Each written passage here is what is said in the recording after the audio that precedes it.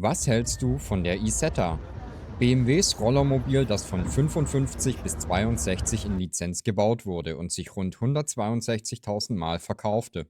Die ursprünglich italienische ISO Isetta wurde in München natürlich mit einem BMW-Motor ausgestattet und erhielt einige andere Optimierungen. Nicht verändert wurde die nach vorne öffnende Kühlschranktür, die für einen besseren Einstieg direkt das Lenkrad aus dem Weg schwenkt. Übrigens, die Isetta erreicht eine Höchstgeschwindigkeit von 85 km/h. Wäre das Motorcoupé deiner Wahl oder bist du im Team Gogomobil?